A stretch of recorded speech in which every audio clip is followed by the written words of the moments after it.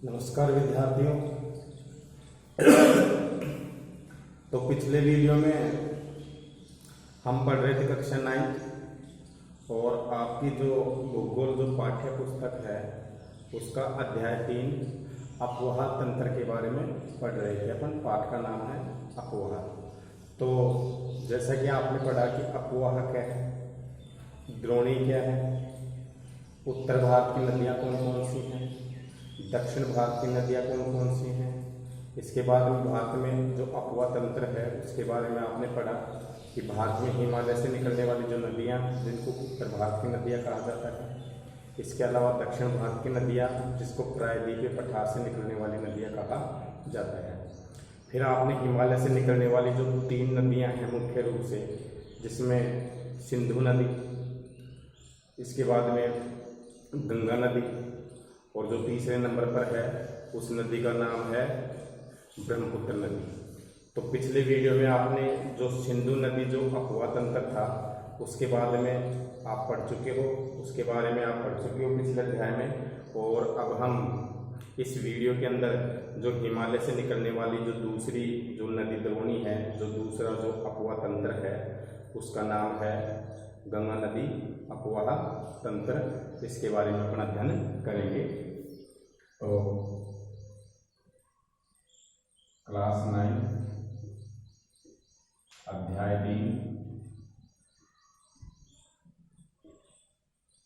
और आपके जो पाठ का नाम है अपवाह है। और इन्हीं में से अपन चर्चा कर रहे थे हिमालय से निकलने वाली नदियाँ। हिमालय से निकलने वाली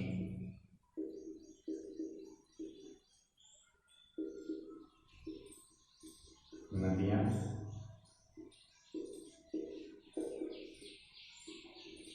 तो जैसा कि आप जानते हो कि हिमालय से जो निकलने वाली जो नदियाँ होती हैं ये 12 मासी होती हैं। हिमालय से निकलने वाली नदी में आपने सिंधु नदी अपवाह तंत्र के बारे में पढ़ा और आज अपन पढ़ेंगे जो दूसरी जो नदी तंत्र है गंगा नदी अपवाह तंत्र है। तो दूसरे नंबर पर अपन पढ़ेंगे गंगा नदी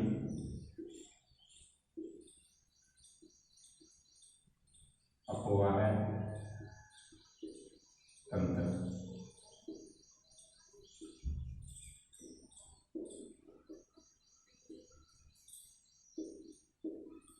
तो जैसा कि आप जानते हो कि गंगा नदी भारत की सबसे पवित्र नदी है, जिसको देवगंगा भी कहा जाता है, गंगा मैया भी कहा जाता है। और ये भारत की सबसे बड़ी नदी क्या है, द्रोणी है। और भारत की सबसे लंबी नदी होने के साथ साथ भारत की एक पवित्र नदी भी है। इसका सामाजिक और धार्मिक महत्व भी है।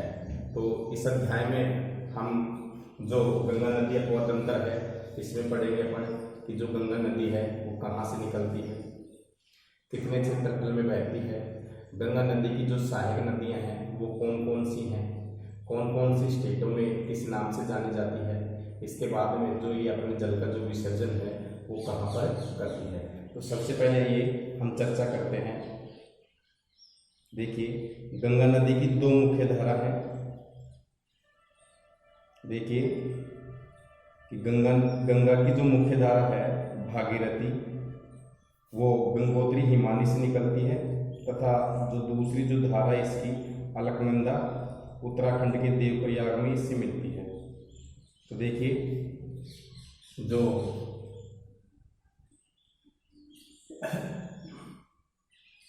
गंगा नदी की प्रथम धारा, गंगा नदी की 2 धाराएं हैं। गंगा नदी की जो प्रथम धारा या इसको मुख्य धारा भी बोल देते हैं, जिसका नाम है भागीरथी।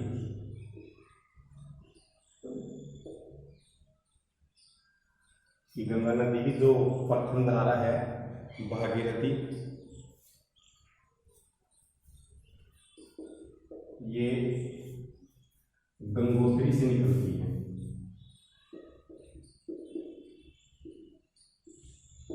गंगा नदी की जो प्रथम धारा है भागीरथी, ये गंगोत्री हिमानी से निकलती है,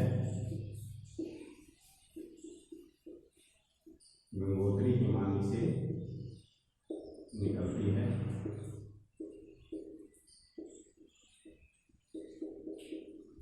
और आगे अगर हम बात करते हैं, दूसरी जो धारा है,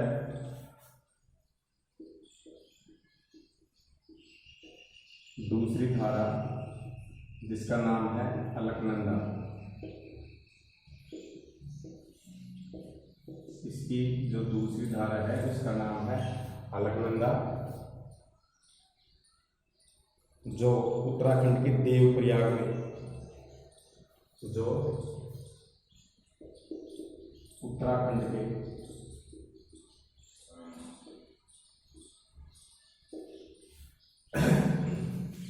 देवप्रयाग में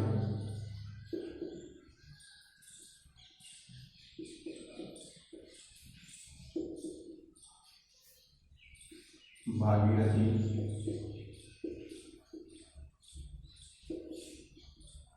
से मिलती है,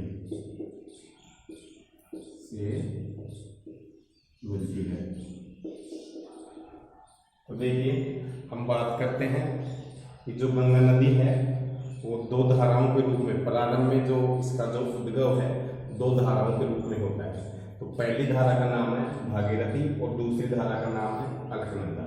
तो गंगा नदी की जो प्रथम धारा है भागीरथी, ये कहाँ से निकलती है? गंगोत्री हिमानी से निकलती है। और इसकी जो दूसरी धारा है अलकनंदा, जो उत्तराखंड में देवप्रयाग नामक स्थान पर भागीरथी से क्या हो जाती है? मिल जाती है। और फिर देखिए नंबर 2 बात करते हैं अपन कि आगे जाकर के अगर अपन चर्चा करते हैं तो हरिद्वार के पास, हरिद्वार में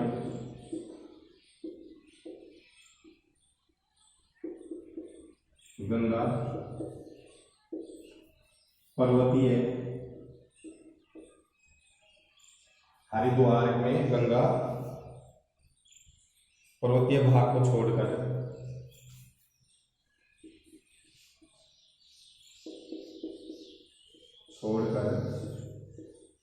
मैदानी क्षेत्र में प्रवेश करती है या मैदानी भागों में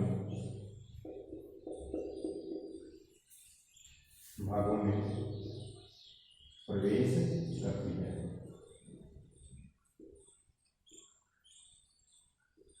प्रश्न आ रहा है कि गंगा कौन से स्थान पर या कौन सी जगह में पर्वतीय भागों को छोड़ करके मैदानी भागों में क्या करती है?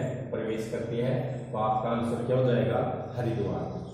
कि जो गंगा नदी है वो हरिद्वार में गंगा पर्वतीय भागों को छोड़ करके और मैदानी भागों में क्या करती है? प्रवेश करती है। हिमालय के जो पर्वतीय भाग हैं उनको छोड़ करके और जो उत्तर का जो विशाल मैदान है उसमें क्या करती है? ये प्रवेश करती है। इसमें देखिए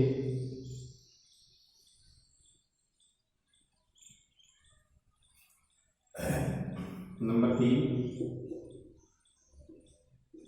हिमालय से निकलने वाली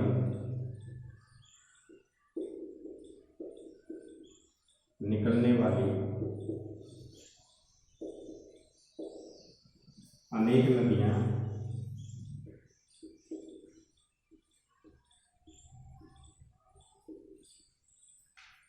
गंगा की सहायक नदी है।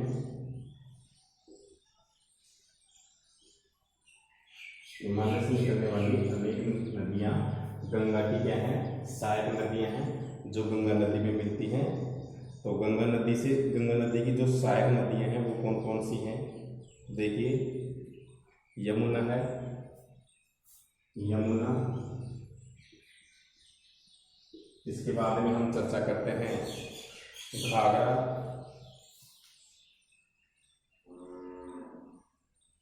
गंडक, कोसी, गोमती, सोन आदि। तो हिमालय से निकलने वाली अनेक नदियां गंगा की सहायक नदियां हैं जो गंगा नदी में आकर के और अपने जल का क्या करती है, विसर्जन करती है। तो गंगा नदी की जो प्रमुख जो सहायक नदियां हैं वो कौन कौन सी हैं? यमुना नदी है, घाघरा नदी है, गंडक नदी है, कोसी नदी है। और कोसी नदी को बिहार का शोक भी कहा जाता है। तो ध्यान रखना, कई बार पूछ लेता है कि बिहार का जो शोक है वो किस नदी को कहा जाता है? तो बिहार का जो शोक है वो कोसी नदी को कहा जाता है, क्योंकि जो कोसी नदी है ये जब वर्षा ऋतु के अंदर अपने चरम सीमा पर होती है बहाव क्षेत्र में, तो बिहार और उसके आसपास के क्षेत्र में ये तबाही मचाती है। इस कारण इस नदी को बिहार का शोक भी कहा जाता है। गोमती नदी है, सोन नदी है, ये सारी नदियाँ गंगा नदी की प्रमुख सहायक नदियाँ हैं। अब प्रश्न बनता है कि गंगा नदी की जो सहायक नदियाँ हैं वो कौन कौन सी हैं? तो यमुना, घाघरा, गंडक, कोसी, गोमती, सोन आदि गंगा नदी की क्या है, सहायक नदियाँ हैं। इसके बाद में हम बात करते हैं कि जो हम यमुना नदी की बात करते हैं, नंबर 4 यमुना नदी यमुनोत्री से निकलती है। कि जो यमुना नदी है वो यमुनोत्री से निकलती है।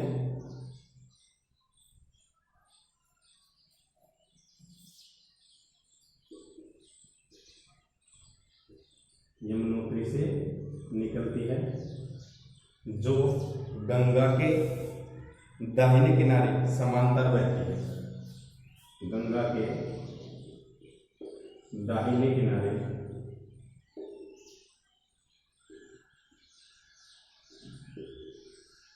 समांतर बहती है।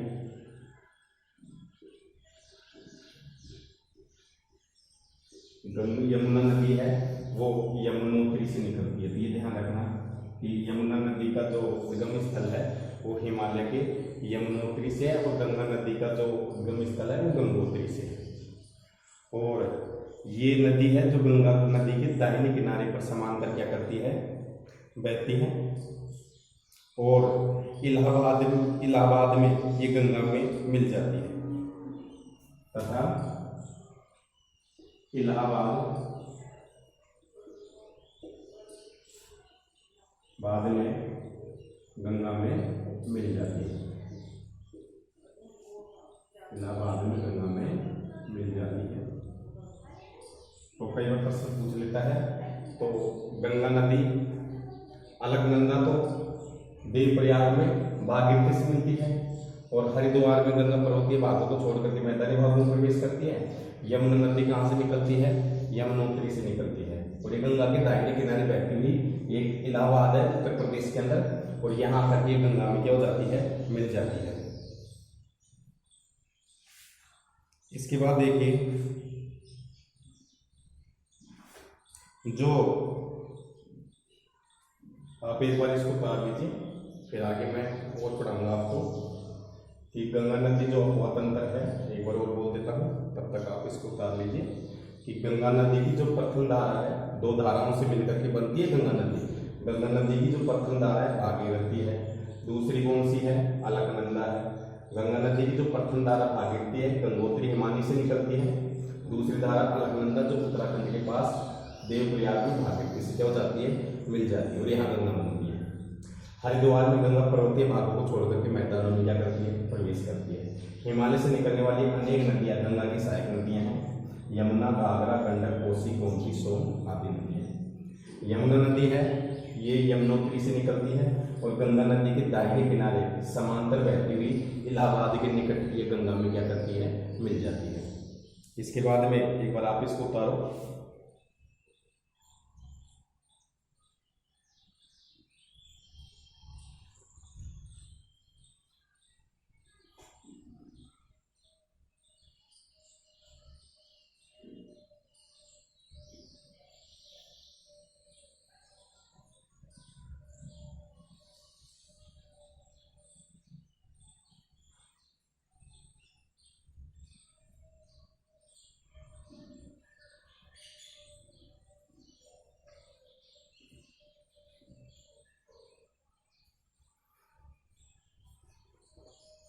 इसके बाद देखिए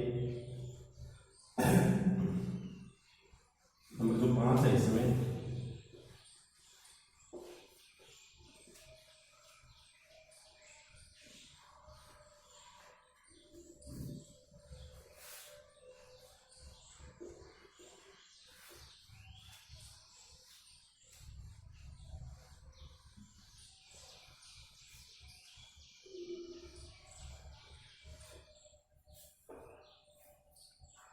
पांचवें नंबर पर गंगा की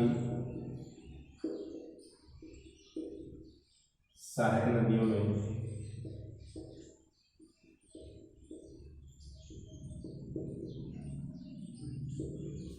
गंडक, कोसी, गंगा की जो सहायक नदियां हैं उनमें गंडक है, कोसी है और घाघरा। और कौन सी नदी? घाघरा नेपाल हिमालय से निकलती हैं, नेपाल हिमालय से निकलती हैं।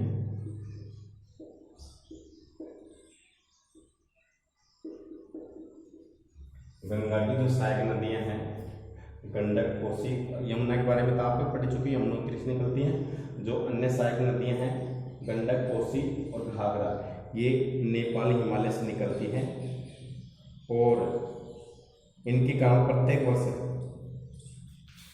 इनके कारण, इन नदियों के कारण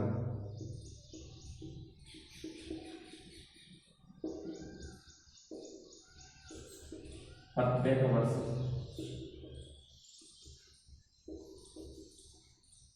उत्तरी जो मैदानी क्षेत्र हैं, उत्तरी मैदानी क्षेत्रों में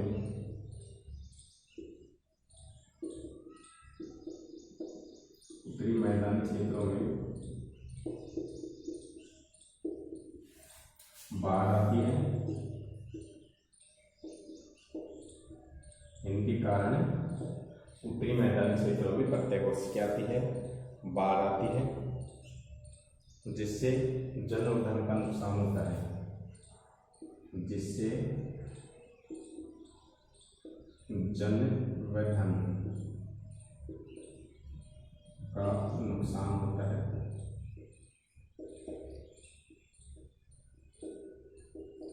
जिससे धन व धन का क्या होता है? नुकसान होता है। लेकिन इन नदियों के द्वारा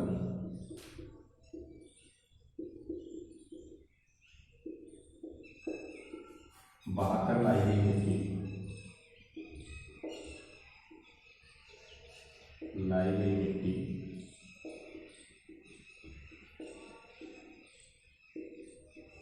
लेकिन इन नदियों के द्वारा बहाकर लाई गई मिट्टी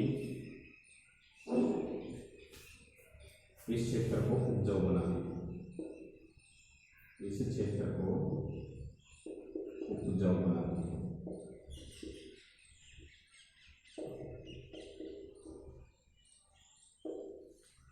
तो देखिए 5वें नंबर पर अगर अपन चर्चा करते हैं तो गंगा की जो अन्य सहायक नदियां हैं, गंडक है, कोसी नदी है, घाघरा नदी है, ये नदियां नेपाल हिमालय से निकलती हैं और प्रत्येक वर्ष भारत का जो उत्तरी क्षेत्र है उसमें ये नदियां बाढ़ लाती हैं कुछ हिस्सों में, जिससे भारी मात्रा में जन और धन, जन का मतलब होता है व्यक्ति, जन और धन की क्या होती है? हानि होती है, नुकसान होता है। लेकिन फायदा ये भी है कि ये नदियां अपने साथ साथ में मिट्टी बहा कर लाती हैं और जो उत्तर का जो विशाल मैदान है इसको ये उपजाऊ बनाती है, कृषि योग्य बनाती है। इसके बाद देखिए जो अन्य नदियां हैं 6 नंबर पर प्रायद्वीपीय उच्च भूमि से, प्रायद्वीपीय उच्च भूमि से जो निकलने वाली जो नदियां हैं चंबल, बेतवा और सोन, प्रायद्वीपीय उच्च भूमि से निकलने वाली नदी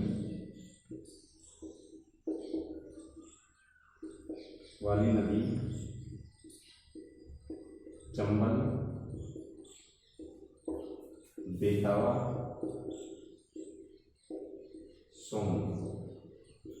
चंबल नदी यमुना की सारी नदी है, यमुना किसकी है? गंगा की है। सोन ये अर्ध शुष्क क्षेत्रों से निकलती हैं, ये अर्ध शुष्क, ये अर्ध शुष्क क्षेत्रों से निकलती हैं,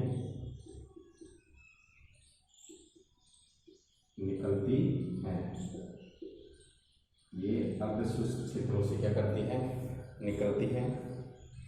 और इनकी लंबाई कम और इसमें पानी की मात्रा भी कम होती है। इनकी लंबाई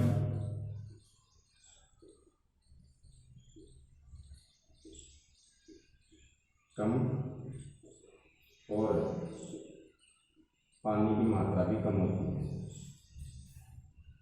पानी की मात्रा भी कम होती है, भी कम होती है। तो देखिए कि हम बात कर रहे थे जो चंबल नदी की जो सहायक नदियां हैं उनमें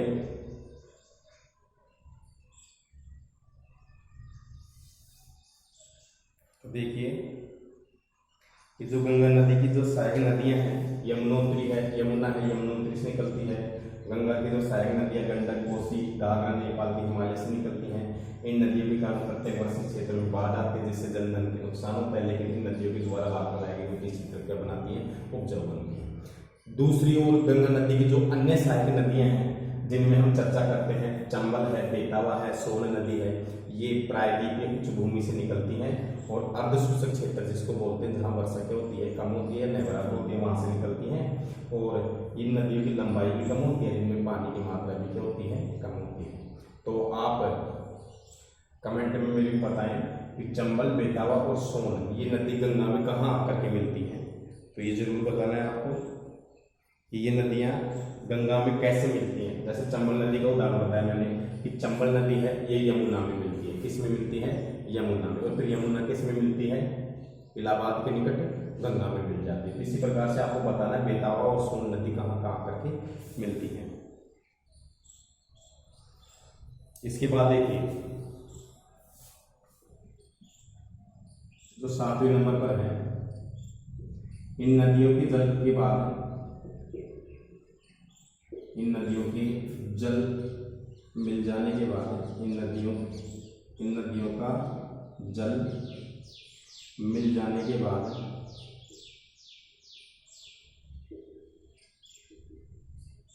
गंगा, इन नदियों का जल मिल जाने के बाद या ये नदी गंगा में मिल जाने के बाद गंगा पूर्व दिशा में, गंगा पूर्व दिशा में, ध्यान रखना, पूर्व दिशा में पश्चिम बंगाल के फरक्का तक बहती है। पश्चिम बंगाल के फरक्का तक बहती है।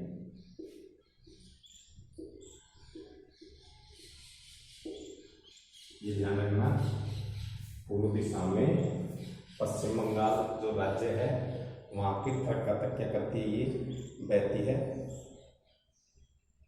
और यह गंगा देखिए, यह गंगा डेल्टा का सबसे उत्तरी बिंदु है। यह गंगा डेल्टा का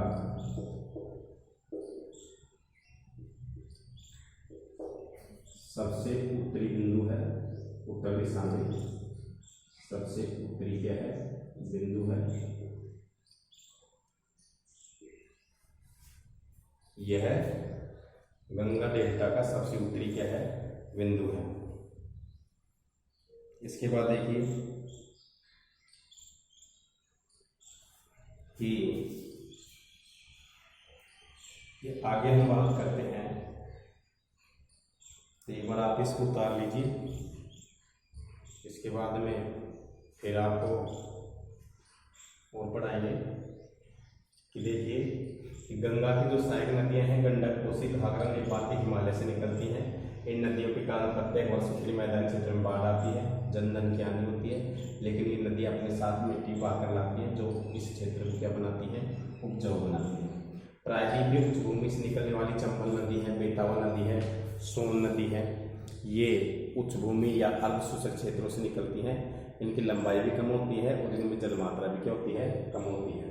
इसके बाद देखिए, इन सब सहायक नदियों का जल जब गंगा नदी में क्या हो जाता है, मिल जाता है, तो गंगा नदी फिर पूर्व दिशा की ओर, जिसको पश्चिम बंगाल का हिस्सा बोलते हैं, पूर्व दिशा में ये बहती है और पश्चिम बंगाल के फरक्का तक बहती है। और जो फरक्का तक, ये गंगा का यह गंगा डेल्टा का सबसे उत्तरी क्या है, बिंदु है। और यहीं इसी स्थान से गंगा नदी दो भागों में क्या हो जाती है, बट जाती है। इन प्रारंभ भी दो भागों में होता है, इसका अंत भी कितने भागों में होता है, दो भागों में। तो एक बार आप इसको उतार लीजिए, फिर आगे मैं और पढ़ाऊँ।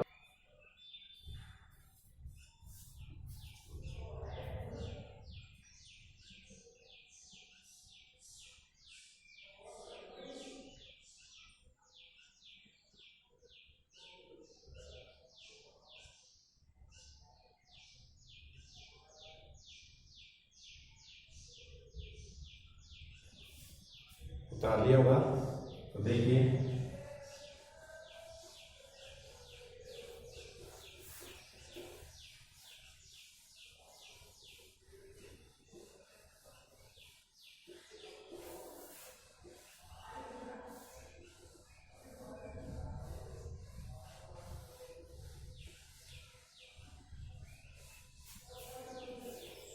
इसके बाद में देखिए कि जो 8वें नंबर पर है कि यहाँ से गंगा नदी दो भागों में बट जाती है।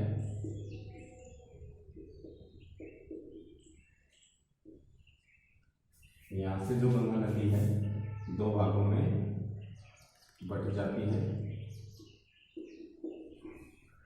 यहाँ से गंगा नदी दो भागों में बट जाती है, भागीरथी और हुगली। देखिए, भागीरथी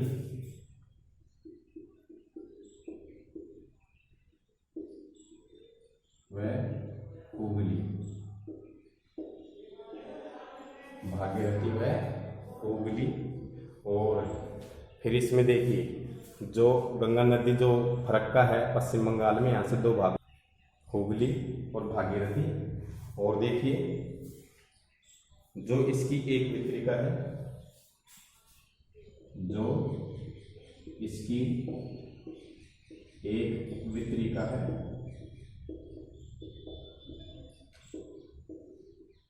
वितरिका का मतलब है इसको बांटने वाली, दक्षिण की तरफ बहती है, दक्षिण की तरफ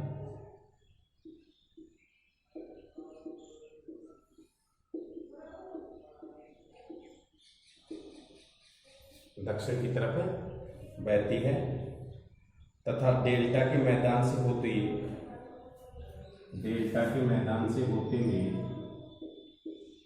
डेल्टा के मैदान से होते हुए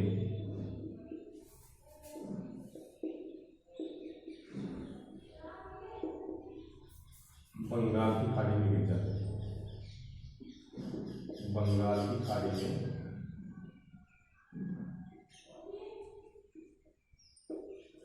गिर जाती है।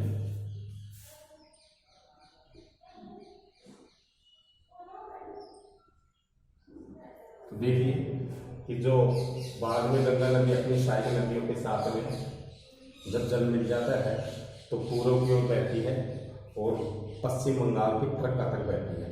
पश्चिम बंगाल के फरक्का नामक स्थान पर गंगा नदी दो भागों में बढ़ जाती है, एक भागीरथी, दूसरी इसकी जो धारा है इसमें बढ़ जाती है, वहाँ क्या कहलाती है, ये हुगली कहलाती है, जो इसकी एक वितरिका है। दक्षिण की तरफ बहती है, जो हुगली जो इसकी धारा है, वितरिका है, दक्षिण की तरफ क्या करती है, बहती है और डेल्टा के मैदान से होती है बंगाल की खाड़ी में क्या हो जाती है, ये गिर जाती है। और बंगाल की खाड़ी में गिरने के साथ में इसकी एक धारा, अभी यहाँ से इसकी जो दूसरी धारा है वो बच जाती है, कौन सी, भागीरथी। इसके बाद देखिए कि इसकी जो मुख्य धारा है दक्षिण की ओर बहती हुई, इसकी मुख्य धारा कौन सी है मुख्य धारा? भागीरथी। इसकी मुख्य धारा दक्षिण की ओर बहती हुई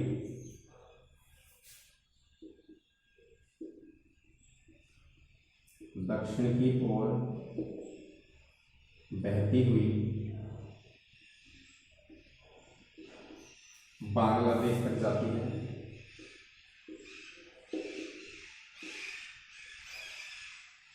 इसकी जो मुख्य धारा है वो दक्षिण की ओर बहती हुई बांग्लादेश में प्रवेश करती है। बांग्लादेश में प्रवेश करती है, जहां इसे पद्मा के नाम से जाना जाता है। जहां इसे पद्मा, ध्यान कर लेना, बांग्लादेश में गंगा नदी क्या कहते हैं? पद्मा। पद्मा के नाम से जाना जाता है।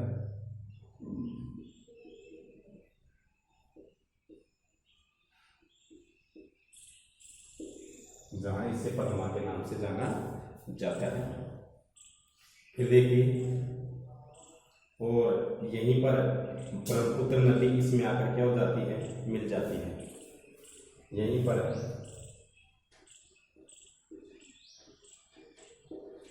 ब्रह्मपुत्र नदी इसमें आकर, यहीं पर ब्रह्मपुत्र नदी इसमें आकर मिल जाती है। यहीं पर ब्रह्मपुत्र नदी इसमें आकर के क्या हो जाती है? मिल जाती है। इसके बाद में देखिए कि अंतिम चरण में जो गंगा नदी है,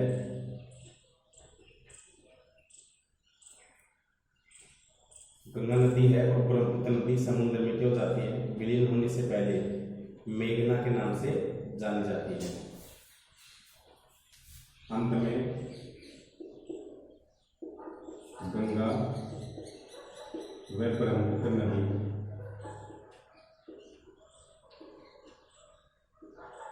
समुद्र में गिरने से पहले, समुद्र में गिरने से पहले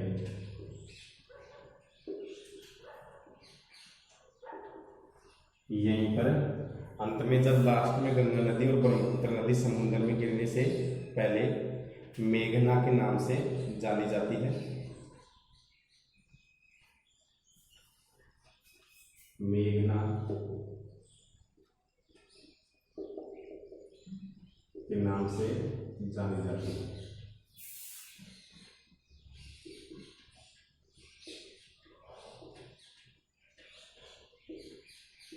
मेघना के नाम से जानी जाती है। और गंगा और ब्रह्मपुत्र जल वाली यह व्रत नदी बंगाल की खाड़ी में क्या हो जाती है? मिल जाती है। इसके बाद देखिए, और इन नदियों के द्वारा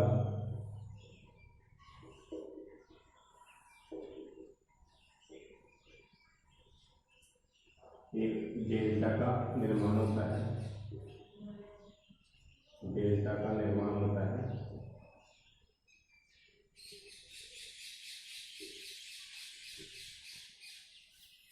सुंदरवन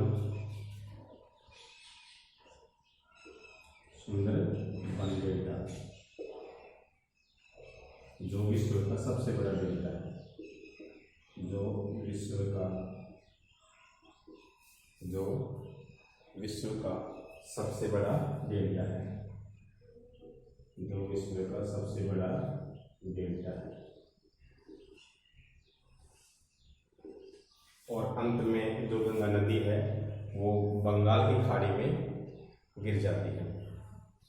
तो देखिए, तो अपन पॉइंट नंबर जो 8 है यहाँ से पढ़ रहे हैं कि फरक्का, जब गंगा नदी पूर्व की दिशा की ओर बहती है तो पश्चिम बंगाल में फरक्का से यह 2 भागों में बढ़ जाती है। एक इसकी जो वितरिका है भागीरथी, जिसको हम मुख्य धारा कहते हैं, और दूसरी ये हुगली जो इसकी वितरिका है। यह दक्षिण की तरफ बहती है, हुगली है तो दक्षिण की तरफ बहती है, और डेल्टा के मैदान, जो सुंदरवन डेल्टा है उसके मैदान से होती हुई बंगाल की खाड़ी में क्या हो जाती है? गिर जाती है। इसके बाद देखिए इसकी जो मुख्य धारा है वो दक्षिण की ओर बहती है, अंत में नीचे तरफ दक्षिण की ओर बहती है और फिर बांग्लादेश में क्या करती है, प्रवेश करती है। और बांग्लादेश में यही गंगा नदी किसके नाम से जानी जाती है, पद्मा नदी के नाम से जानी जाती है। बांग्लादेश में यही नदी किसके नाम से जानी जाती है, पद्मा नदी के नाम से जानी जाती है। और यहाँ पर ही ब्रह्मपुत्र नदी गंगा नदी में क्या हो जाती है, मिल जाती है। तो गंगा और ब्रह्मपुत्र नदी का जो संगम है वो बांग्लादेश में ही होता है।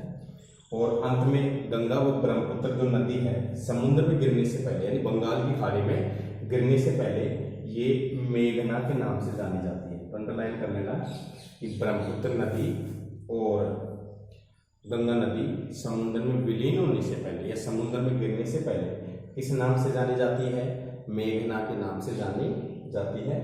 और इन नदियों के द्वारा एक डेल्टा बनाती हैं ये नदियाँ, वहाँ पर एक डेल्टा बनाती हैं जो विश्व का सबसे बड़ा डेल्टा है, जिसको सुंदरबन डेल्टा भी कहा जाता है, जो विश्व का सबसे बड़ा क्या है, डेल्टा है।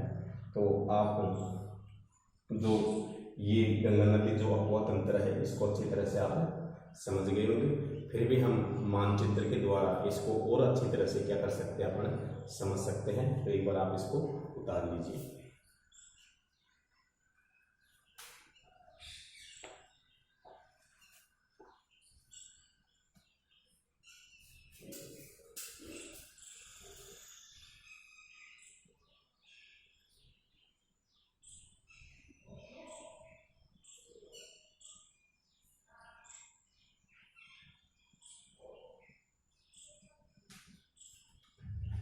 ठीक है, जल्दी उतारो इसको।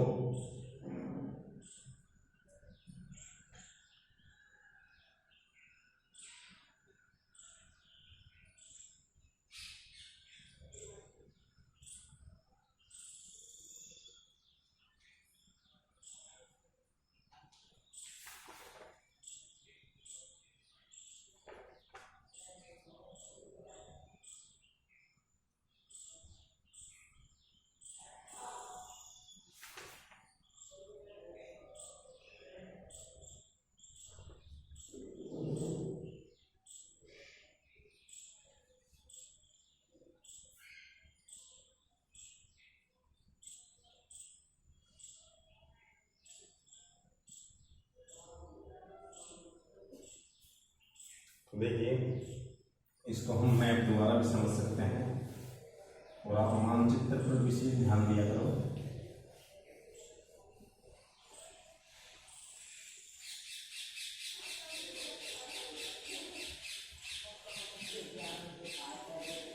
देखिए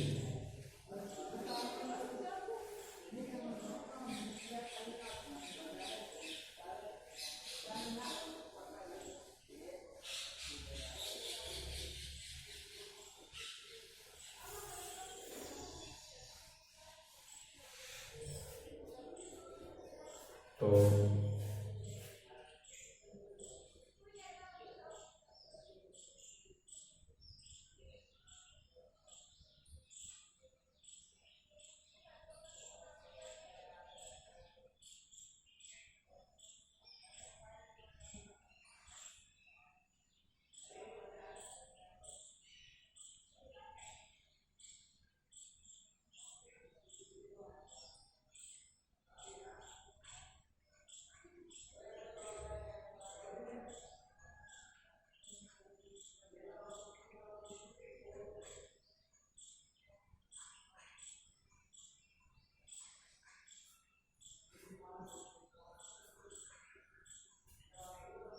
सॉरी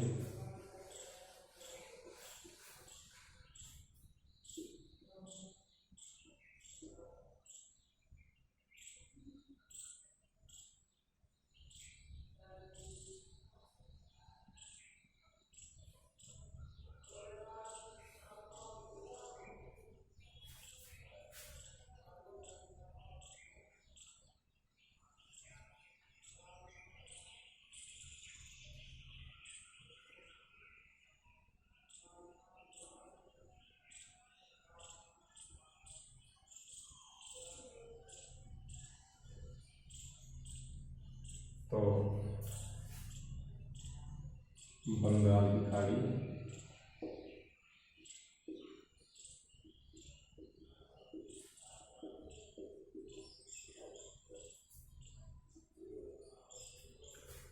सागर,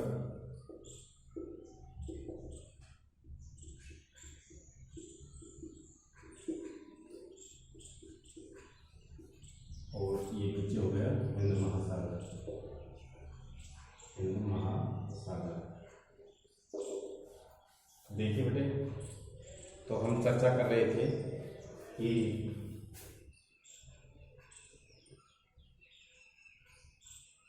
नेपाल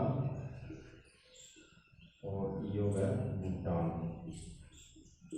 की हम चर्चा कर रहे थे कि जो गंगा नदी है ये हिमालय से निकलती है, जहाँ गंगोत्री है। तो हम चर्चा करते हैं कि जो गंगा नदी है तो प्रारंभ में दो धाराओं से निकलती है। तो इसकी ये मुख्य धारा हुई भागीरथी,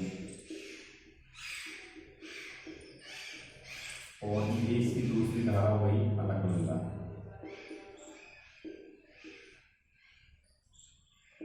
तो गंगा नदी, प्रारंभ में गंगा नदी की दो मुख्य धाराएं हैं, एक कौन सी हो गई भागीरथी, और दूसरी कौन सी हो गई जो गंगोत्री से निकलती है, दूसरी कौन सी होगी अलकनंदा। और ये जो दोनों धाराएं हैं, ये जगह है देवप्रयाग, देवप्रयाग। इस देवप्रयाग में आकर के और जो अलकनंदा है ये भागीरथी में क्या होती है, मिलती है।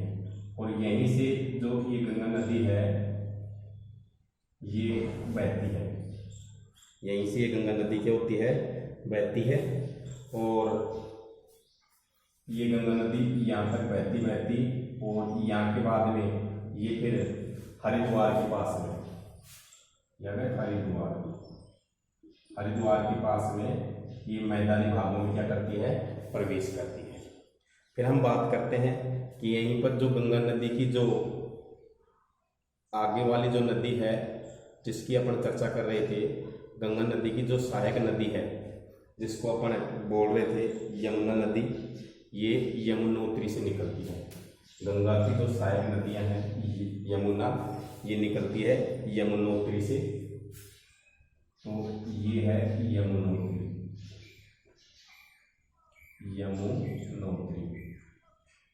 और ये निकलने वाली नदी कौन सी हो गई, यमुना। ये इसके दाहिनी तरफ, गंगा नदी के दाहिनी तरफ ये इसके समांतरी क्या होती है, बहती है। और फिर इलाहाबाद में, कहाँ पर आकर के, इलाहाबाद में आकर के, और ये नदी गंगा में क्या हो जाती है, मिल जाती है।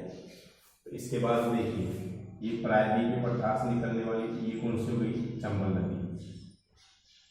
ये किस में मिल गई, यमुना में। फिर चंबल के बाद में एक नदी हो रहा है प्रायद्वीपीय पठार से निकलने वाली जो नदी है, इसके बाद में प्रायद्वीपीय पठार से निकलने वाली एक नदी है बेतावा। बताया था मैंने आपको, ये बेतावा नदी भी किसमें मिल जाती है, यमुना नदी में। फिर इसके बाद में जो एक जगह है ये इलाहाबाद, यहाँ करके ये जो नदी है इलाहाबाद के निकट में, अपन थोड़ा सा ये ले लेते हैं, इलाहाबाद के निकट में ये नदी यमुना नदी किस में मिल जाती है, गंगा में मिल जाती है। फिर इसके बाद में गंगा नदी में ही देखिए जो हिमालय से निकलने वाली जो नदियाँ हैं, अन्य नदियाँ हैं, घाघरा है, कोसी है, सोन नदी है, ये किस में मिल जाती है, घाघरा में। फिर इसके बाद में ये कहाँ बहती है, पश्चिम बंगाल में। और फिर पश्चिम बंगाल में फरक्का तक बहती है ये, पश्चिम बंगाल में कहाँ तक बहती है, ये फरक्का तक बहती है। और जब इसकी एक धारा है फरक्का के बाद में, इसकी एक धारा है जिसको अपन बोलते थे हुगली, ये इस डेल्टाई क्षेत्र में ये बंगाल की खाड़ी में क्या हो जाती है, गिर जाती है। और इसके बाद में जो इसकी जो मुख्य धारा है ये कौन सी है, भागीरथी। दो भाग में बढ़ जाती है यहाँ पर भी। इसकी मुख्य धारी भागीरथी, ये बांग्लादेश में बहती है। कहाँ बहती है, बांग्लादेश में। और फिर इसमें बांग्लादेश में ही देखिए जो दूसरी नदी आ रही है कौन सी, ब्रह्मपुत्र नदी, यहाँ आकर के मिलती हैं। और यही स्थान पर ये मेघना के नाम से जाना जाता है। किस नाम से जानी जाती है? मेघना के नाम से जानी जाती है। और फिर ये अपने जल का जो विसर्जन है ये दोनों नदियाँ कहाँ करती हैं? बंगाल की खाड़ी में। यहाँ जल का क्या करती हैं? विसर्जन करती हैं। और यहीं पर ही एक ये निर्माण करती हैं सुंदरवन डेल्टा का। तो इस प्रकार से ये था आपका गंगा नदी अफवाह तंत्र।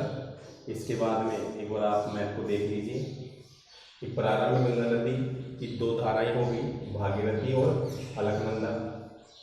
इसके बाद में देवप्रयाग में आकर के अलकनंदा किसमें मिलती है? भागीरथी में गंगा का क्या होता है? निर्माण होता है। गंगा की जो अन्य सहायक नदियाँ यमुना, यमुनोत्री से निकलती है, दाहिनी तरफ गंगा के समांतर रहती है। फिर चंबल नदी यमुना में मिलती है, बेतवा नदी यमुना में मिलती है, इलाहाबाद के पास में आकर के यमुना नदी किसमें मिल जाती है? गंगा नदी में। इसके बाद में हिमालय इसमें नेपाल से निकलने वाली नदी है, सोन है, गंडक है, घाघरा है। ये नदियाँ जो नदी हैं तो देखिए ये निकलने वाली नदी है गंडक है, कोसी है, सोन नदी है। ये आकर के किसमें मिलती है? गंगा में। फिर गंगा पूर्व की ओर, ये पूर्व दिशा ही तो है, ये गंगा पूर्व की ओर बहती हुई कहाँ बहती है? पश्चिम बंगाल की तरफ। पश्चिम बंगाल में फरक्का में जाकर के फिर ये दो भागों में वितरण हो जाता है। एक हुगली धारा हो गई जो दक्षिण तरफ गिर करके बंगाल की खाड़ी में अपने जल का विसर्जन करती है। एक धारा आगे सीधी निकल गई, इसकी मुख्य धारा जिसको भागीरथी कहते हैं, बांग्लादेश में जाकर के ये पद्मा के नाम से जानी जाती है। फिर यहाँ से जो ब्रह्मपुत्र नदी आ रही है वो इसमें आकर के गंगा में मिल जाती है। और यहाँ ये दोनों जहाँ मिलती हैं समुद्र में गिरने से पहले, वहाँ ये मेघना के नाम से जानी जाती है। और इसके बाद में यहीं पर ये सुंदरवन डेल्टा का क्या करती हैं? निर्माण करती हैं, जो विश्व का सबसे बड़ा क्या है? डेल्टा है। इसके बाद में जो तीसरे नंबर का आता है अपना ब्रह्मपुत्र नदी तंत्र, उसकी अपन चर्चा करेंगे। तो एक बार आप इसको उतार लीजिए।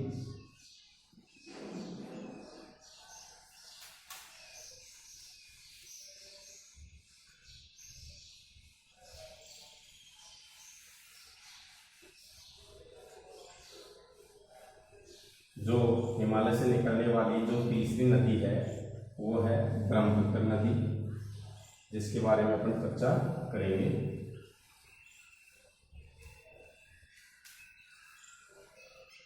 तो हिमालय से निकलने वाली जो तीसरी नदी है उस नदी का नाम है ब्रह्मपुत्र नदी तंत्र। ब्रह्मपुत्र नदी तंत्र हिमालय से निकलने वाली क्या है?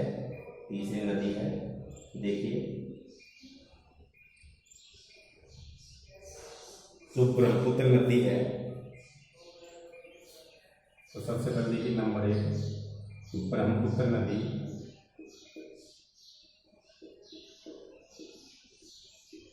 तिब्बत की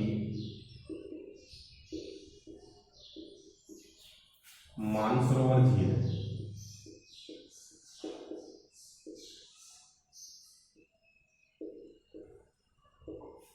जो ब्रह्मपुत्र नदी है ये तिब्बत की मानसरोवर झील के पूर्व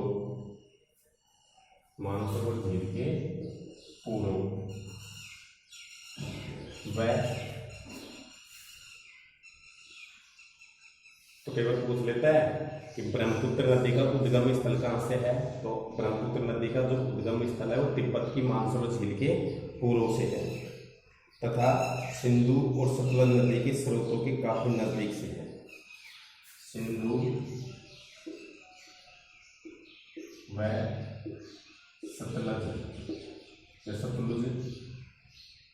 सतलज बोल देते हैं, कई बार इनको सतलुज भी बोल देते हैं। सिंधु व सतलुज नदी के स्रोतों के नजदीक है,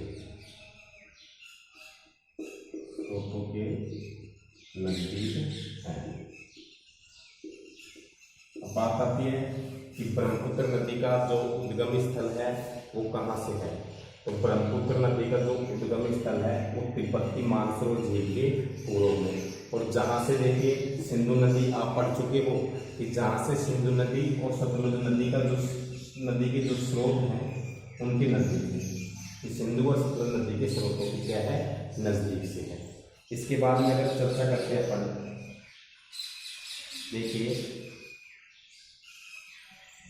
देखिए नंबर 2 बात करते हैं कि ब्रह्मपुत्र नदी की लंबाई, ब्रह्मपुत्र नदी की लंबाई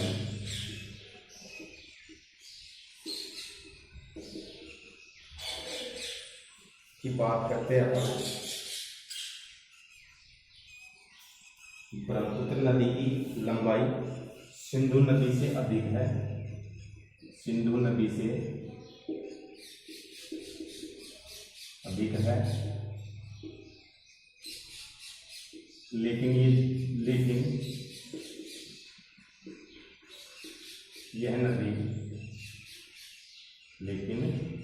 यह नदी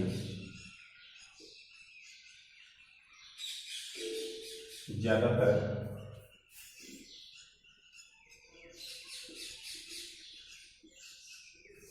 भारत से बाहर रहती है।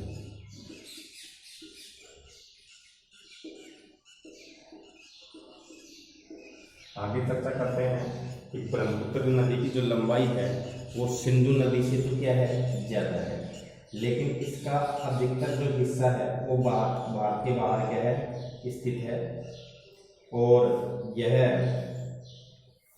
भारत में कम बहती है और भारत से बाहर जो चाइना है, चीन है, वहाँ क्या करती है, ये ज़्यादा बहती है। आगे इस नदी की अगर हम बात करते हैं तो यह नदी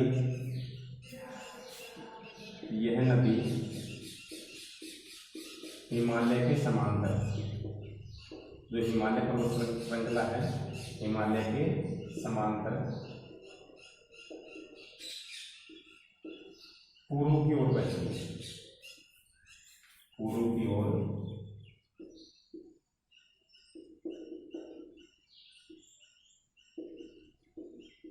बहती है। अगर हम ब्रह्मपुत्र नदी की बात करते हैं तो ब्रह्मपुत्र नदी हिमालय जो पर्वत श्रृंखला है उसके समांतर और जो पूर्व की ओर बहती है।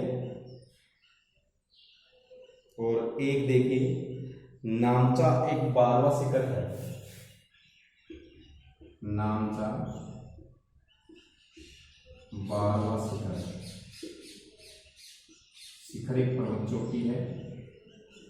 इसकी अगर ऊंचाई की बात करें तो 7,757 मीटर, 7,757 मीटर है इसकी ऊंचाई है। नामचा एक पर्वत है, पर्वत चोटी है, नामचा 12वां, जिसकी ऊंचाई कितनी है, 7,757 मीटर के पास पहुंचकर, कौन सी नदी, ब्रह्मपुत्र नदी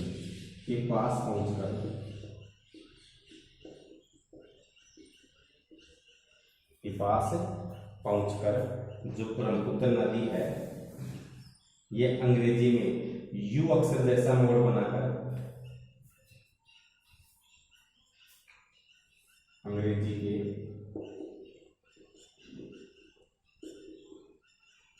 यू अक्षर जैसा मोड़ बनाकर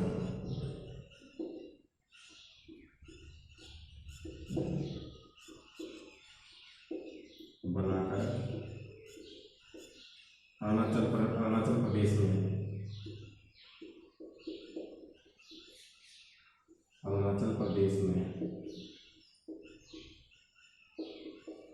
भारत में प्रवेश करती है, भारत में प्रवेश करती है। कोई बार पूछ लेता है कि जो ब्रह्मपुत्र नदी है वो भारत में प्रवेश कहाँ से करती है, तो आप बताओगे अरुणाचल प्रदेश से। कहाँ से करती है बेटे, अरुणाचल प्रदेश से ये नदी भारत में क्या करती है, प्रवेश करती है। और जो नामचा 12वां शिखर है जिसकी ऊंचाई कितनी है, 7,757 मीटर है, वहां पहुंचकर ये अंग्रेजी में यू आकार जैसा मोड़ बना करके और फिर अरुणाचल प्रदेश में ये भारत में क्या करती है, प्रवेश करती है। और देखिए गार्ज के माध्यम से, गार्ज जानते हैं पहाड़ों को काट करके, गार्ज के माध्यम से गाज तो आप जानते ही होंगे, जो पर्वतों को नदी काटते, दो ही नदी गाज बनाती है, सिंधु नदी या फिर ब्रह्मपुत्र नदी। बार बार चर्चा कर रहे हैं अपन इस चीज की। और देखिए इसकी जो, इसे यहाँ दिहान के नाम से जाना जाता है, इसे यहाँ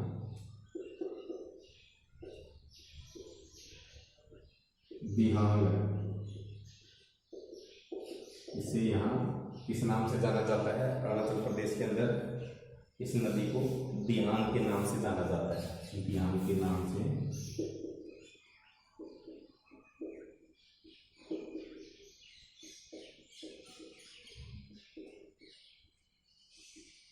यहाँ इस नदी को दिहांग के नाम से जाना जाता है। इसके बाद देखिए, इसके बाद देखिए दिबांग नंबर 4, दिबांग सारी नदियां इसकी, दिबांग है, लोहित है, लोहित, दिबांग, लोहित। इसके बाद है केनुला,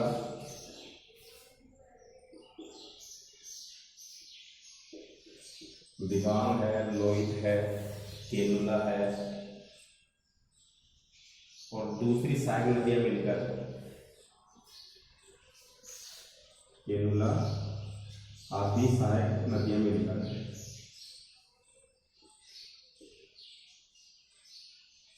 आदि सहायक नदियां मिलकर आसाम में या असम में ब्रह्मपुत्र नदी का निर्माण करती है, ब्रह्मपुत्र नदी का निर्माण करती है।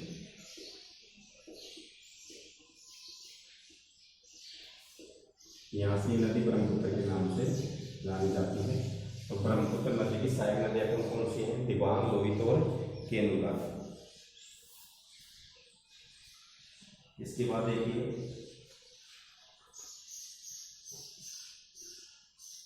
इसके बाद देखिए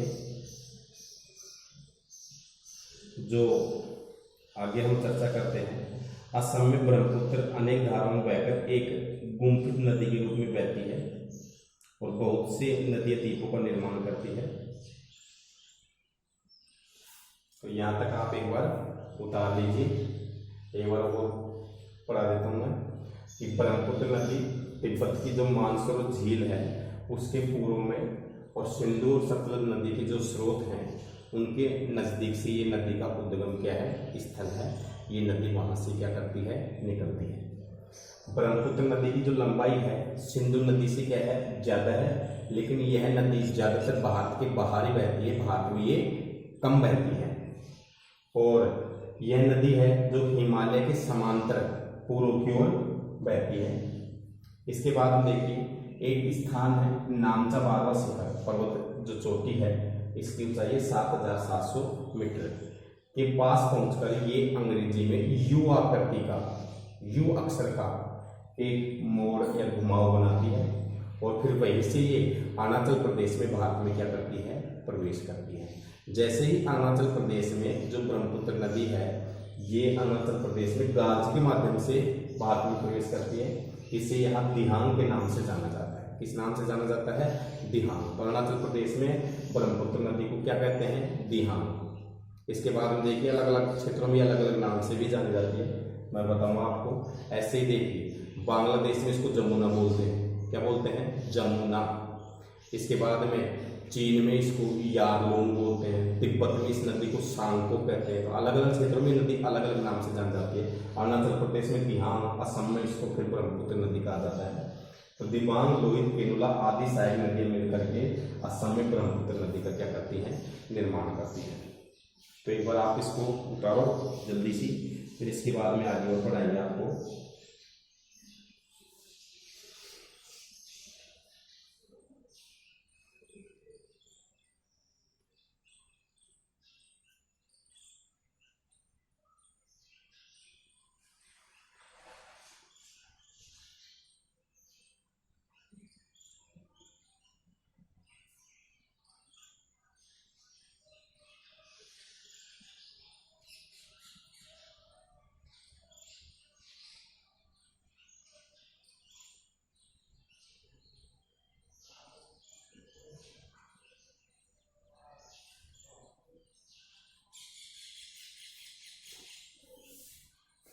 इसके बाद देखिए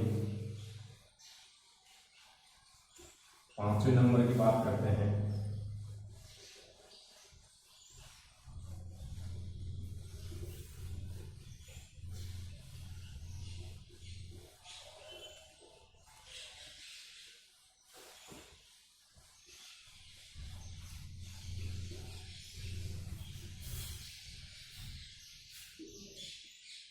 देखिए तिब्बत है,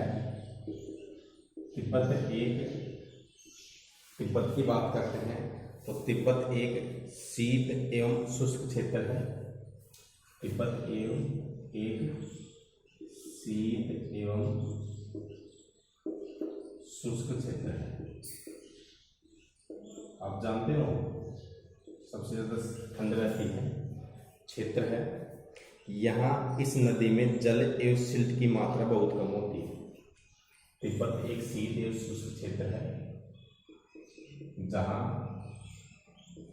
इस नदी में, कौन सी नदी में, ब्रह्मपुत्र नदी में, इस नदी में सिल्ट एवं तिब्बत एक शुष्क क्षेत्र है, शीत शुष्क क्षेत्र है। इस नदी में, यहाँ पर इस नदी में जल एवं सिल्ट या सिल्ट एवं जल की मात्रा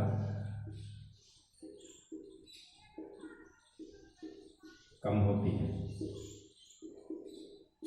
कम होती है। लेकिन देखिए भारत में जो ये नदी है ये उच्च वर्षा वाले क्षेत्रों से गुजरती है। भारत में यह नदी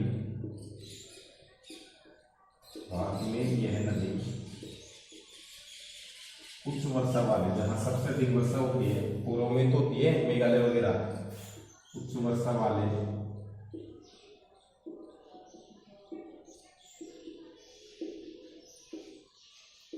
क्षेत्रों से गुजरती है।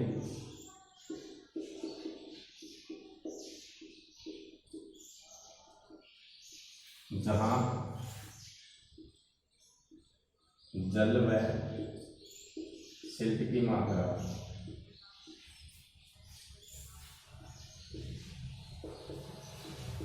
अधिक होती है।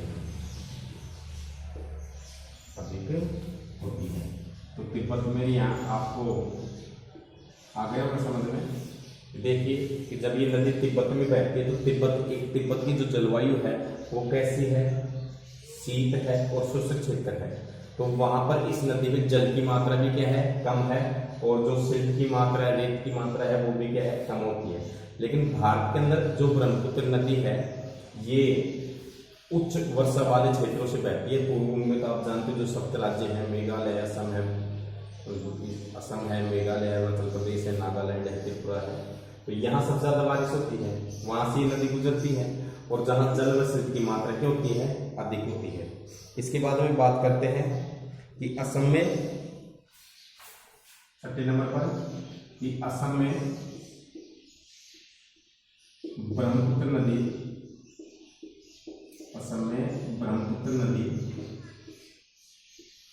अनेक धाराओं में बहकर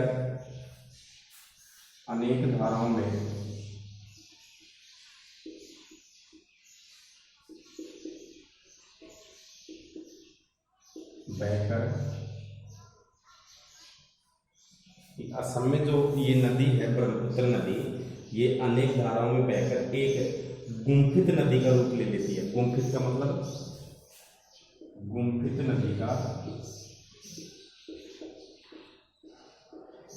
गुफा के रूप में नीचे समझ आती है, गुम्फित नदी का रूप ले लेती है, समझ आती है। पहाड़ों में, नीचे जमीन के अंदर अलग अलग क्षेत्र में अलग अलग धाराएं हो जाती है, इसमें वितरिकाएं फैल जाती हैं। तो गुम्फित नदी का क्या ले लेती है, रूप ले लेती है, और यहीं पर ये अनेक नदी द्वीपों का निर्माण करती है, अनेक नदी द्वीपों का निर्माण करती है, अनेक नदियां द्वीपों का निर्माण करती है।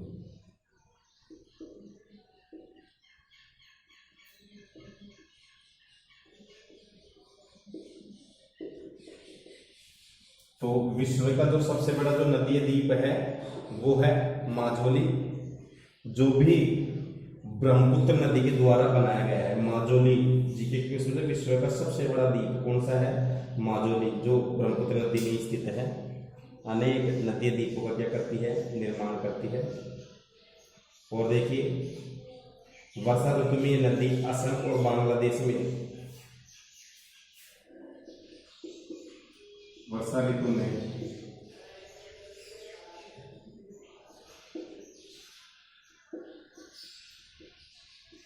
ये नदी असम व बांग्लादेश में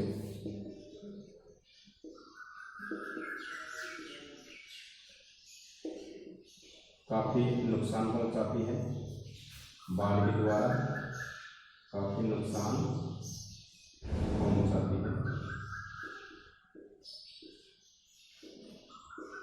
वर्षा ऋतु में ये नदी असम और बांग्लादेश में काफी क्या पहुंचाती है? नुकसान पहुंचाती है। और देखिए उत्तर भारत की अन्य नदियों के विपरीत ब्रह्मपुत्र नदी में सिल्ट जो निक्षेपण की मात्रा है वो बहुत अधिक होती है। उत्तर भारत की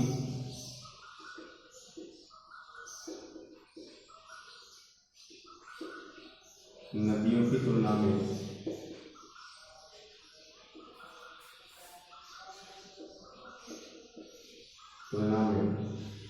ब्रह्मपुत्र नदी में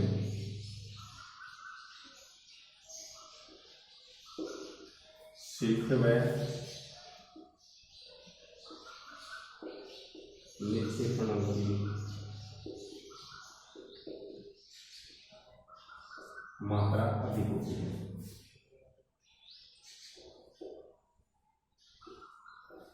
मात्रा अधिक होती है। सिल्ट व निक्षेपणों की मात्रा क्या होती है? इसमें अधिक होती है। और यह नदी बार बार मार्ग परिवर्तन करती है। यह नदी बार बार मार्ग परिवर्तन करती है।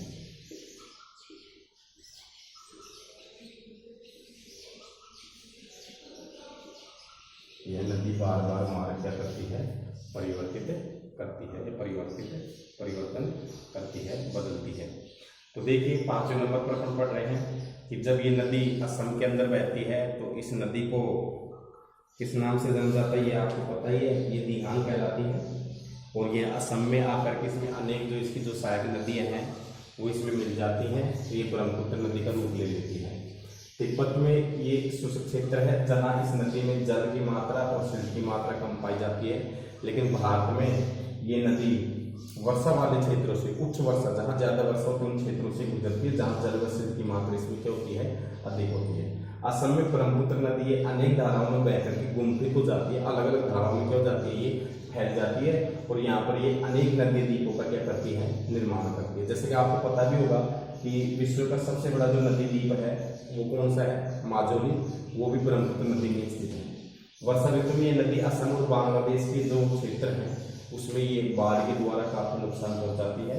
और उत्तर भारत की जो नदियों की तुलना में है ब्रह्मपुत्र नदी में सिल्ट और निक्षेपणों की जो मात्रा होती है वो क्या होती है? अधिक होती है। और इस कारण नदी का सतह क्या हो जाता है? बढ़ जाता है। तो ये बार बार यह नदी मार्ग क्या करती है? परिवर्तित करती है।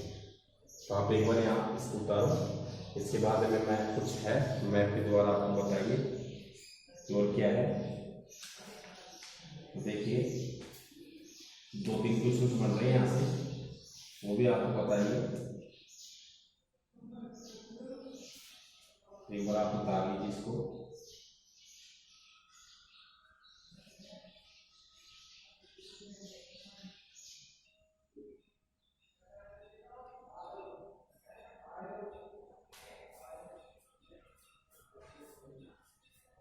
जल्दी करो, एक बार उतारो इसको।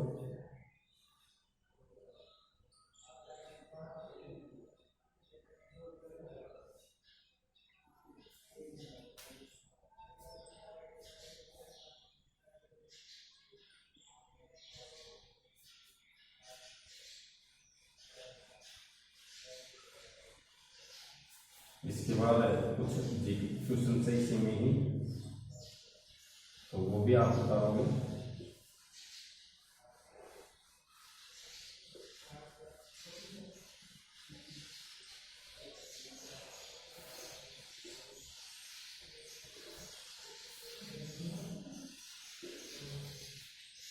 तो क्वेश्चन है या आप नोट लगा कर लिख लो। नोट, ब्रह्मपुत्र नदी को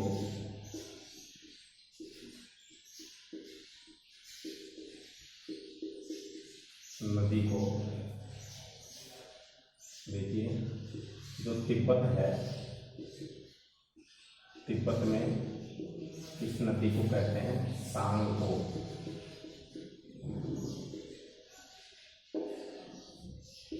तो ये है कि जो ब्रह्मपुत्र नदी है, इसको तिब्बत में किस नाम से जाना जाता है कि ब्रह्मपुत्र नदी को तिब्बत में सांगपो के नाम से जाना जाता है। चीन में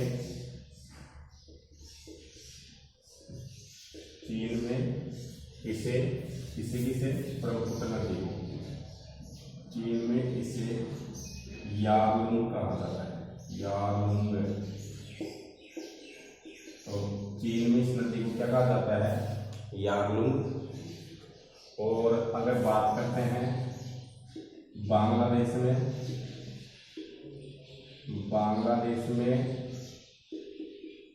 इस नदी को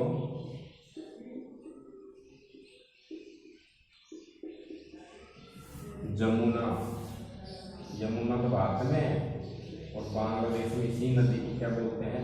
जमुना। कई बार हम यमुना और जमुना नदी को एक ही समझ लेते हैं। देखिए, यमुना अलग है और जमुना नदी क्या है? अलग है। जमुना बांग्लादेश में किसको कहा जाता है? ब्रह्मपुत्र नदी को। कि बांग्लादेश में इस नदी को क्या कहा जाता है? जमुना। और अगर भारत की बात करते हैं, और भारत के असम में, भारत के अरुणाचल प्रदेश में, भारत के अरुणाचल प्रदेश में जहाँ ये प्रवेश करती है, भारत के अरुणाचल प्रदेश में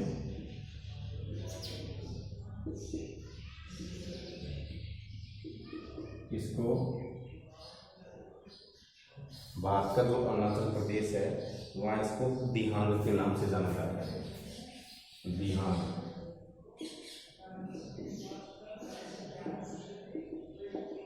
दिहांग के नाम से जाना जाता है।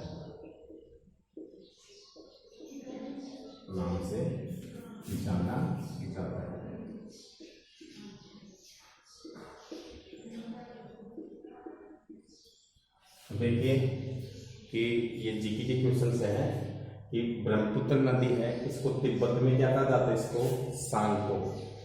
चीन की बात करते हैं तो चाइना में इस नदी को यारलुंग कहा जाता है। बांग्लादेश में इसी ही नदी को, ब्रह्मपुत्र नदी को, जमुना।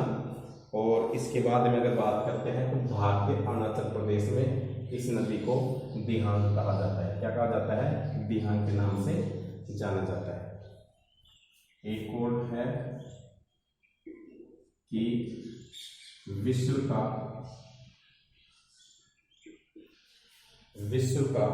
जो सबसे बड़ा जो नदीय द्वीप है, विश्व का सबसे बड़ा नदीय द्वीप,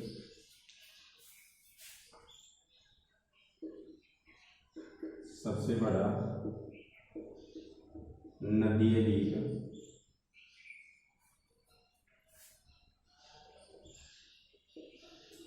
माजुली है। विश्व का सबसे बड़ा जो नदीय द्वीप है वो है माजुली। जो है विश्व का सबसे बड़ा नदीय द्वीप माजुली है, जो ब्रह्मपुत्र नदी में स्थित है। जो ब्रह्मपुत्र नदी में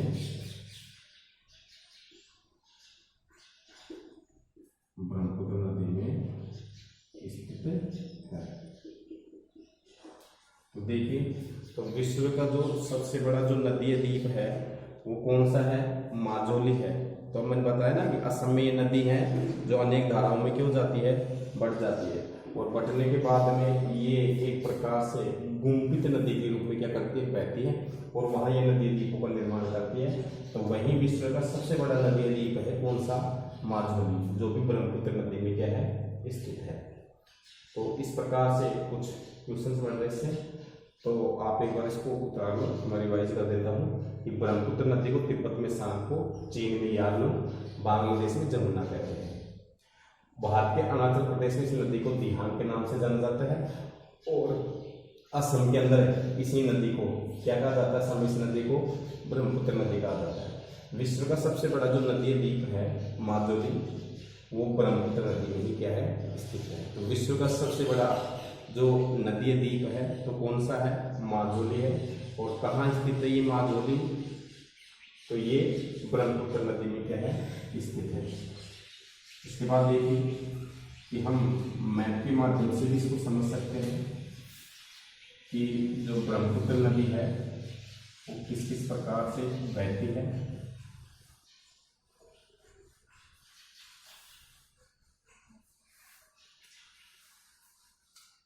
तो देखिए कि अगर हम भारत की बात करते हैं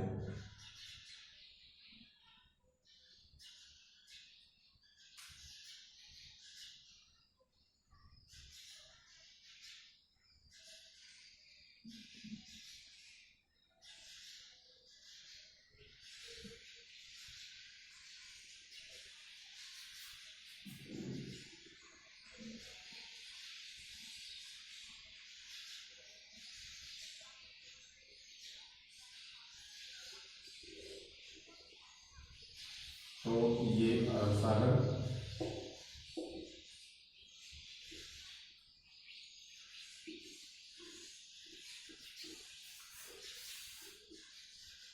इधर ये बंगाल की खाड़ी हो ही गया, बंगाल की खाड़ी,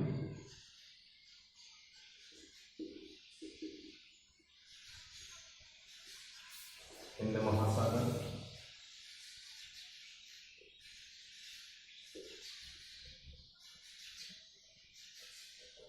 नीचे श्रीलंका वगैरह है।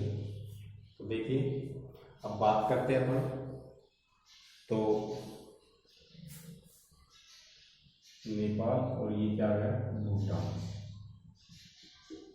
नेपाल और ये क्या है? भूटान।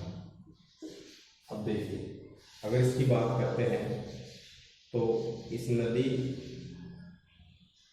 जो देखिए, और ये क्षेत्र है तिब्बत, ये जो क्षेत्र है, तो यहां से देखिए तो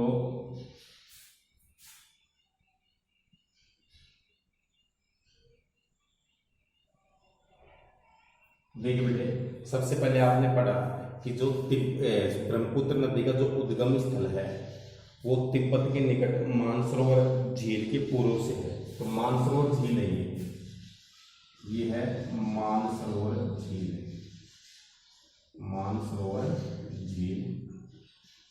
तो इसके पूर्व से, यहां से ब्रह्मपुत्र नदी का क्या है? उद्गम स्थल है, जो सिंधु और सतलज नदी के जो स्रोत है, आपको पता है सिंधु नदी और जो सतलज नदी है इनका जो स्रोत है इसके पास से। फिर ये नदी देखिए, जो ये हिमालय पर्वत श्रृंखलाएं है, तो यह नदी हिमालय के पूर्व की ओर, तो कौन सी दिशा हो गई? ये पूर्व, हिमालय के पूर्व की ओर ये इसके समांतर बहती है, इसमें इसके समांतर बहती है। और देखिए इस नदी को देखिए, यहाँ पर क्या बोलते हैं? तिब्बत के अंदर इस नदी को बोलते हैं सांगपो। फिर ये नदी चीन में बहती है, चीन में इसको बोलते हैं यालुंग। क्या बोलते हैं? चीन में इस नदी को यालुंग बोलते हैं। ये चीन आ गए ना, तो मानसरोवर से निकलती है, हिमालय के पूर्व की ओर बहती है, मानसरोवर झील के पूर्व से, और ये जो सिंधु नदी और उसका उद्गम स्थल है। इसके बाद देखिए मैंने आपको पढ़ाया कि इसके बाद में ये ज्यादातर भारत के बाहर बहती है, और भारत में इसके हिस्सा क्या है? कम है। एक नामचा बारवा शिखर है, नामचा बारवा शिखर, इस स्थान पर नामचा 12वां शिखर, यहां आकर के, और ये यू जो बताया मैंने, यू आकृति का क्या करती है बोलो, निर्माण करती है। और फिर ये यू आकृति का निर्माण कर और इस पहाड़ों को काट करके, यहाँ गार्ज है, पहाड़ों को काट करके और ये अरुणाचल प्रदेश में प्रवेश करती है। और यहाँ इसको दिहांग कहते हैं, इस नदी क्या कहते हैं, इस नदी को दिहांग, गार्ज के माध्यम से प्रवेश करती है। इसके बाद देखिए, इसके बाद में ये नदी असम के अंदर, देखिए बाद में ये नदी कहाँ बहती है, असम के अंदर।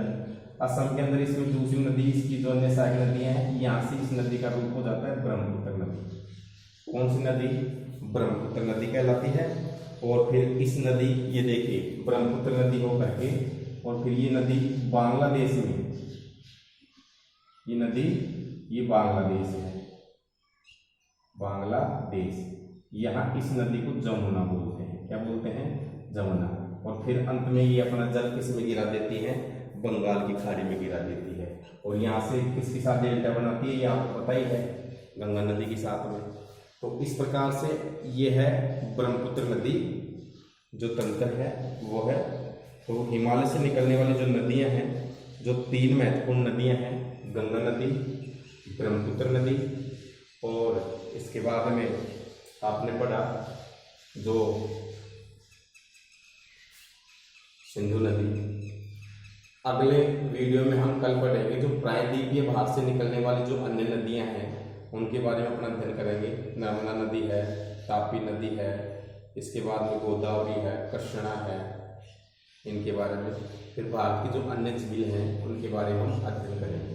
तो कक्षा 9 के जो बच्चे हैं, ये आप वीडियो नहीं देख रहे हो तो मेरा आपसे अनुरोध ही समझ लो,